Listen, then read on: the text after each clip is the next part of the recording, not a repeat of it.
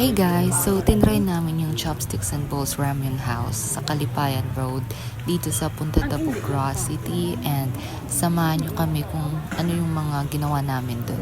Marami silang add-ons like squid balls, lobster stick, cheese ball, seafood bun, flour slice, kimchi, boiled eggs, and then sa taas marami pa dyan.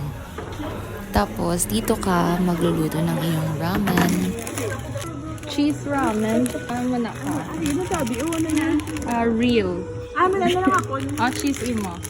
Wala si May noodles. Ari yung buday. Lalay na lang dalo o tugi.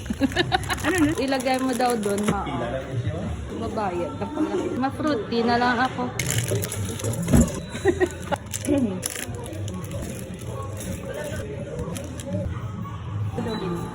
Ito na lang puro ng itlog. Boiled yan guys, namamanol kami dito kasi para makapagluto ka dito guys.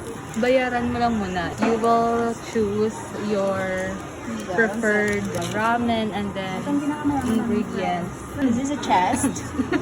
Chest cake. Kapag nalagay mo na dyan lahat, lagay mo lang dito. And then you press one. Here. Sabi mo naman akong DS. And then, halu-haluin mo lang daw, sabi nila.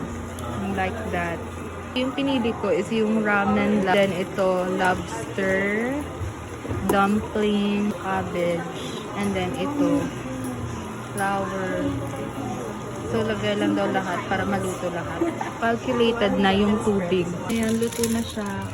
Yeah.